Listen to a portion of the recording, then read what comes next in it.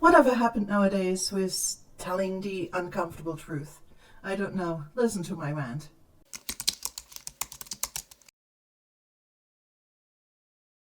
Hi everybody. I'm not typically one to post rant videos, but here it is.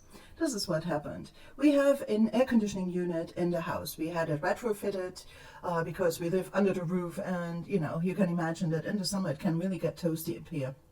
So once in a while you have to have it looked after. It had been a couple of years since the freon level had been controlled and so on. So what happened? Of course, you go ahead and you try to find a company who does that. The company that installed the air conditioning system had since gone out of business. Of course, without informing their clients and saying, guess what, if you need somebody to take care of your air conditioning unit going forward, please, these are a list of local companies that deal with it. Of course, they don't do that.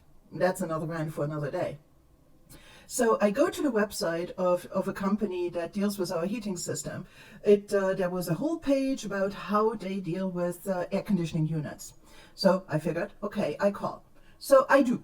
I call, talk to a gentleman. He says, okay, we are going to come in to do the air conditioning unit and the heating system at the same time. The secretary then calls to schedule the appointment. This morning, the technician shows up and says, oh, but we actually do not do that. We do not deal with air conditioning units. You need special permits for that as technicians, and none of our staff does that.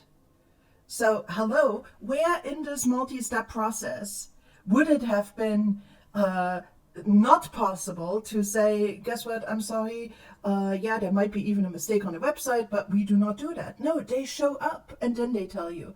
And first of all, the boss leaves it in the hands of the technicians to inform the client. And on top of it, he didn't really even do it in a suitable way. Like, it was my fault that I even assumed that they were doing that. As I was thinking about that, I think that there were obvious lessons in here in terms of customer service. I really think that it is very marketing focused, very company focused, but not really that there's any thought process in the way that they interact with any kind of empathy from the perspective of the client. So that one thing. But then I thought it actually goes much further, because this is just one of the experiences that I had in a long string of experiences, that it has become really kind of common use of not saying a potentially uncomfortable truth. This is an experience. Another one is saying thank you but no thank you. I had sent some of my book to some leaders in the local marketplace as a gift, and not a single one got back to me. And I think one of the reasons that they didn't get back to me was because they said, yes, okay, thank you, I got your book, but we do not have need for your services at this moment in time. This uncomfortable truth of the no thanks ultimately put them into a ghosting kind of situation. Last year, I was promised a job. I was supposed to go in and sign the final contract and start working there. And there too, all of a sudden they start ghosting me. And I think that it's also, again, this, we came this far in the interview process, but the position is no longer available or something like that. Instead of saying the no, they say nothing. And it has become quite endemic, I think, in quite a few engagements that I see, that entrepreneurs, leaders, bosses, marketing people, customer service people, and even people in everyday life, in your personal and social network, all of a sudden cannot just say this, no thanks.